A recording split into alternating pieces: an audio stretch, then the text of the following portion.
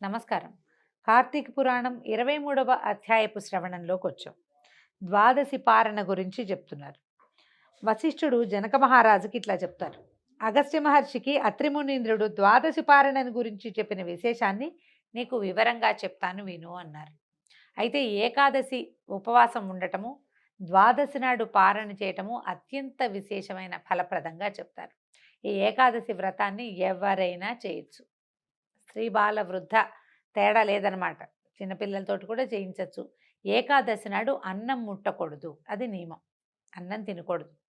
బియ్యంతో చేసిన పదార్థాలు తినకుండా ఆ రోజు విష్ణునామ సంకీర్తనలోంటి కాలం గడిపి రాత్రి జాగరణ చేసి మర్నాడు ఉదయం ద్వాదశి ఘడియలు దాటకముందే ఆహార స్వీకారం చేయాలి.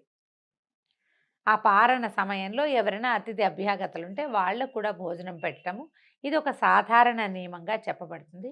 అయితే ద్వాదశి పారణ గురించిన ప్రత్యేకమైన గాథ అంబరీషోపాఖ్యానం ఏటా చెప్పుకునేదే అయినా కూడా ప్రతిసారి ఇది ఒక ముఖ్యమైన ఘట్టంగా కనపడుతుంది. అది చెప్తున్నారనమాట. కార్తీక ద్వాదశి వ్రతం చేసేవారికి గంగా గోదావరి స్నానాల వలన, సూర్యచంద్రగ్రహణ స్నానాల వలన కలిగే ఫలితం కంటే అత్యధికమైన ఫలితం లభిస్తుంది. కార్తీక శుద్ధ దశమి నాడు పగలు మాత్రమే భోజనం చేయాలి. అంటే ఏకాదశి నియమం ఉండదలుచుకున్న వాళ్ళు దశమి నాటి రాత్రి కూడా భోజనం చేయకూడదు. దశమి నాడు ఉదయం భోజనం, రాత్రి ఉపవాసం ఉండాలి. ఏదైనా తేలిగ్గా ఫలహారం తీసుకోవచ్చు సాయంకాలం 6 అయ్యేసరికి, లేకపోతే లేదు, ఏమి తినకుండా ఉండటమే. మర్నాడు ఏకాదశి రోజున పూర్తిగా ఉపవాసం ఉండాలి. అంటే ఆహార స్వీకారం చేయకూడదు, అన్నం తినకూడదు మెయిన్. ఇక మరి ఉండలేని వాళ్ళు ఏదో ఒక ఏకాదశి ఉండాలంటే ఫలహారం చేస్తారు, చేయకుండా నిర్జల ఉపవాసం లాంటివి ఏవైనా చేయగలిగితే చాలా బాగుంటుంది. అయితే ఆనాడు హరినామస్మరణతోటి కాలం గడపాలి, ఏమీ తీసుకోకుండా ఉండాలి. ఈ విధంగా నిరాహారిగా గడిపి ఏకాదశిని గడిపేసి ద్వాదశి ఘడియలు మించిపోకముందే పారణ చేయాలి. అంటే ఆహార స్వీకారం చేయాలి. అంటే ద్వాదశి ఘడియల ముందు భోంచేసేయాలి అనమాట, అవి దాటిపోకుండా. నీకు ద్వాదశి పారణ చేసిన అంబరీషుని వృత్తాంతం చెప్తాను. పూర్వం అంబరీషుడనే మహారాజు ఉండేవాడు. ఈయన పరమ భక్తుడు. హరినామాన్ని వినడం, హరినామాన్ని తలుచుకోవటం అంటే ఆయనకి చాలా ఇష్టం. అయితే ఒకప్పుడు కార్తీక మాసంలో శుద్ధ ఏకాదశి నాడు కాలమంతా రోజంతా భగవదారాధనలో గడిపి నిరాహారంగా ఉన్నాడు. పచ్చి మంచినీళ్ళు కూడా తాకుండా చాలా నిష్టగా ఉన్నాడు. ఏకాదశి తిథి వెళ్ళి ద్వాదశి ఘడియలు వచ్చాయి. అయితే ఈ ద్వాదశి ఘడియలు వచ్చిన సమయంలోనే భుజించాలి, ఘడియలు ఉన్నప్పుడేనని నియమంగా అనుకుంటున్నాడు. ఈ రాజు ఇప్పుడు మనం ఏం చేస్తాము, ఏకాదశి వెళ్తుంది, వెళ్ళంగానే ద్వాదశి వచ్చేసరికల్లా తెల్లవారిందనుకోండి, చకచకా వంట చేసేసుకుని గబగబా అర్చన చేసేసుకుని తినేస్తాం. ఇళ్లలో చేయగలిగేది అదే కదా. ఈ రాజు వ్యవహారం అట్లా ఉండదు. ఈ ద్వాదశి నాడు వచ్చే తెల్లవారేసరికల్లా సూర్యోదయానికి ద్వాదశి గనక ఉంటే ఆ రోజున ద్వాదశి గడియలు 12కో 1 గంటకో అయిపోయేలాగా ఉన్నాయి. ఒక్కో రోజు అలా అవుతుంది కదా. సాయంకాలం దాకా ద్వాదశి ఉండదు, పొద్దున 11 గంటలకో 10 గంటలకోనే వెళ్ళిపోతుంది. ఆ లోపల ఈయన అర్చన చేయాలి, ముందు నదీ స్నానం చేసి రావాలి, దేవాలయ దర్శనం చేయాలి, తర్వాత సాలగ్రామ అర్చన చేయాలి, ఇంటికి వచ్చాక నిత్యము చేసేటువంటి అగ్నిహోత్రారాధన చేయాలి, బ్రాహ్మణ సమారాధన కావాలి, అప్పుడు రాజు భుజించాలి. ఇంత ప్రోగ్రాము తెల్లవారి 10 గంటల లోపల ఎక్కడైపోతుంది? కొంచెం సమయం పడుతుంది. మనలాగా ఏదో అట్లా ఇలా పని చేసుకుని అలా చేసుకోవడానికి వీల్లేదు. ఎంతో బ్రాహ్మణ్యాన్ని పిలుస్తారు, ఎంతమందో పండితులు వస్తారు, వాళ్ళందరినీ పేరు పేరున అర్చించాలి, చకచకా చేస్తారు. ఘడియలు దాటే లోపల పారణ చేయాలి, అది నియమం. ద్వాదశి దాటితే ఏకాదశి ఉపవాసం ఉన్న ఫలితం ఉండదు. తర్వాత అది విష్ణుద్రోహిగా పరిగణింపబడతాడట. ఇప్పుడు విష్ణుద్రోహి అంటే అట్లా ఎట్లా విష్ణుద్రోహం అవుతుందండి? ఉపవాసం ఉన్నది వీడు ఎవడో భక్తుడు, ఆ తినకపోతే వాడి పొట్ట వాడు కదా బాధ. అంటే మనిషి గర్భంలో మానవుల శరీరంలో ఉండేటువంటి అగ్ని సాక్షాత్తు విష్ణు స్వరూపం, జఠరాగ్ని రూపంలో ఉంటాడు స్వామి.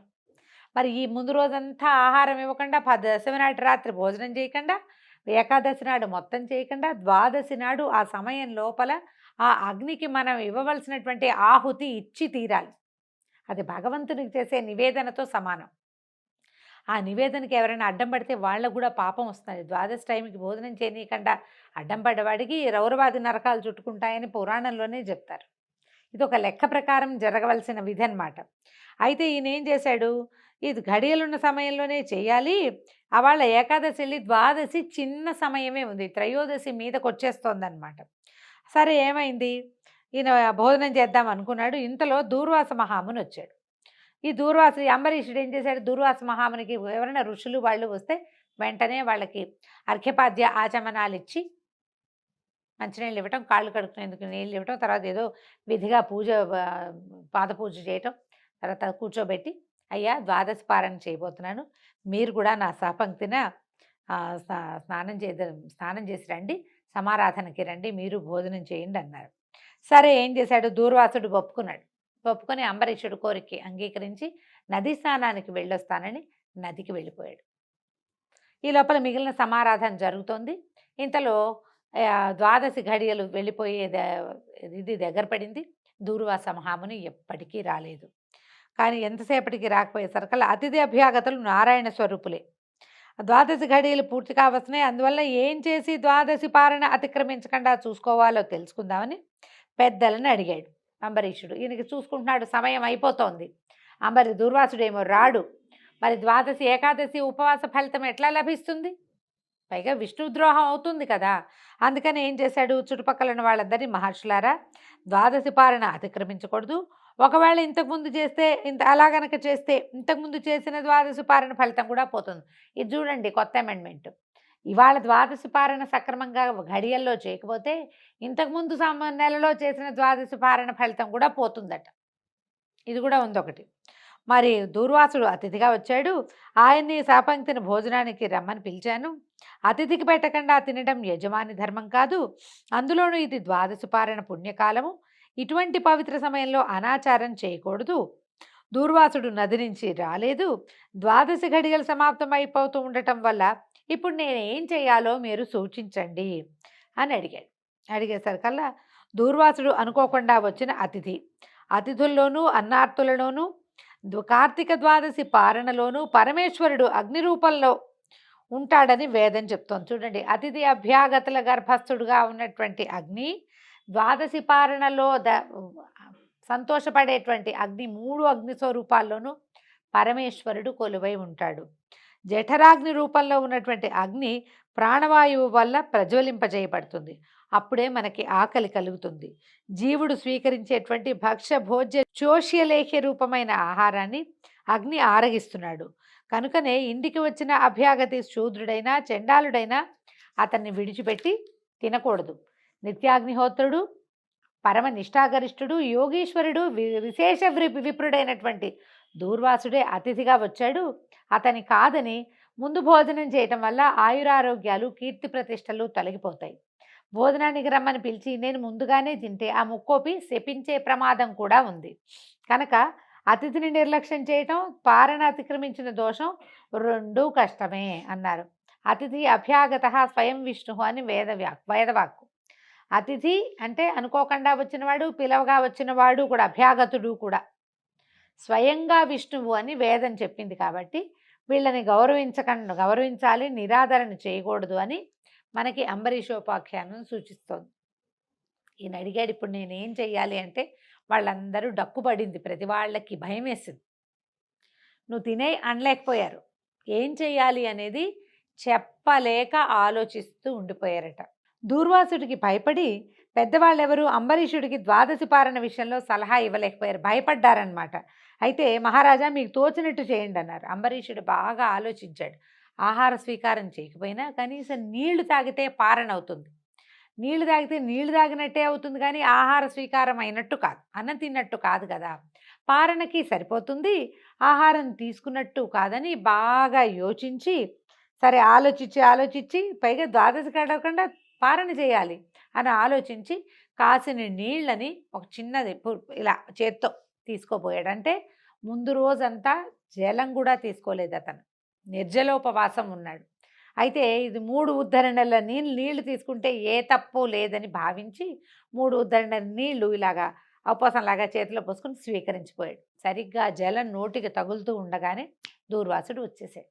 వేగంగా వచ్చేసేసరికల్లా వచ్చి నీళ్ళు తాగుతూ చూసేసి వెంటనే ఏం జరిగిందో తెలిసిపోయింది ఆయనకి. తెలిసిపోవటం ఏమిటి? ఓ రాజా, నన్ను అతిథిగా పిలిచావు, నేను రాకముందే పారణ చేసావు, నేను అన్నం పెట్టమని నిన్ను అడిగానా? నీ అంతట నువ్వు నాతో భోజనానికి రండి అని చెప్పావు, నేను స్నానం చేసి వచ్చేదాకా ఆగలేకపోయావా? నేను రాకముందే పారణ చేసి అవమానించావు, నువ్వు ద్రోహివి, అతిథి అభ్యాగతులంటే గౌరవ మర్యాదలు లేని మూర్ఖుడివి, అతిథికి పెట్టకుండా తింటే మలం తినడంతో సమానమని నీకు తెలీదా? ఇంతగా అవమానిస్తావా? నన్నింతగా అవమానించిన వాడివి, అసలు నువ్వు శ్రీహరి భక్తుడివేనా అన్నాడు. విప్రుని అవమానించిన వాడిని శ్రీ మహావిష్ణువు ఒప్పుకుంటాడా?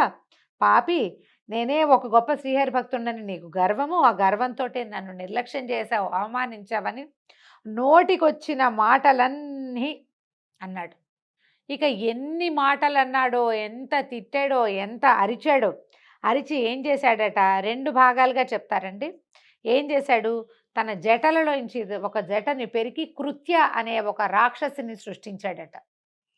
ఒక భూతం. ఆ కృత్యని అంబరీషుడి మీదకి పంపకం చేశాడు. అంబరీషుడి మీదకి పంపించాడు. వీడిని సంహరించు, వీడు పాపి, హరిభక్తుడు కాదు, నన్ను భోజనానికి పిలిచి నన్ను అవమానించాడు అని. దాంతోపాటుగా ఇలా ఈయనంత గట్టిగా అరిచి కేకలు పెట్టి ఈ నిప్పులు రూతూ వస్తున్న కృత్యం చూసి ఈ అంబరీషుడు కోపం దుర్వాసుడు కోపం చూసిన అంబరీషుడు గడగడ వణికిపోతూ పాదాల మీద పడ్డాడు. పడి క్షమించమని అడుగుతూ ఉండగానే ఏమన్నాడంటే, నేను నీకు తగిన శాపం తప్పిస్తే నీకు సరైన జ్ఞానం కలగదు అని చెప్పి ఒక్క తన్ను తన్నాడట. తలని తన్ని ఏం చెప్పాడు? నీకు జ్ఞానం, నువ్వు చేపగా, తాబేలుగా, పందిగా, వికృతమైన ఆకారం కలవాడిగా, మరుగుజ్జువాడిగా, క్రూరుడిగా, మూఢుడైన క్షత్రియుడిగా, రాజ్యం లేని రాజుగా, పాషండునిగా, దయలేని బ్రాహ్మణుడిగా 10 జన్మలెత్తి ఈ అవమానానికి కలిగిన పాపాన్ని అనుభవిస్తావు అని అంబరీషుణ్ణి శపించాడు. కృత్య వచ్చింది, అంబరీషుణ్ణి శపించి భయంతో వణికిపోతున్నటువంటి అంబరీషుణ్ణి అనుభవిస్తానని చెప్పు అని చెప్పి అనుభవిస్తానని అనిపించాడు దూర్వాసుడు. ఇంతలో కృత్య అతని అంబరీషుడి మీదకి వచ్చేసేసరికల్లా అప్పటిదాకా ఒక ప్రతిమా స్వరూపంగా విష్ణు స్వరూపాన్ని ఈయన ఆరాధన చేస్తున్నాడు. అది పూజా మందిరం. పెద్ద పీట మీద, ఆసనం మీద రకరకాల విష్ణు స్వరూపాలు అర్చనకి ఉంచబడ్డాయి. అందులో విష్ణువు యొక్క ఆయుధమైనటువంటి చక్రాయుధము ఒక చిన్న మన రాగి రేకు మీద చిత్రించబడి ఉండి పూజార్హంగా పెట్టబడిందనమాట. పూజలో పెట్టబడింది. ఎప్పుడైతే ఈ అంబరీషుడి మీదకి ఈ కృత్య వచ్చిందో వెంటనే దీని రూపంలో ఒక రేఖామాత్రంగా చేయబడినటువంటి సుదర్శన చక్రం ఒక్కసారి ప్రాణం ఉన్నట్టుగా పైకి లేచేసినట్టు అందులోంచి చక్రము ఆవేశానికి లోనయ్యి బయటికి వచ్చేసినట్ట. బయటకు వచ్చిన సుదర్శన చక్రం ఏం చేసిందో రేపు ఉదయం పారాయణలో తెలుసుకుందాం. నమస్కారం.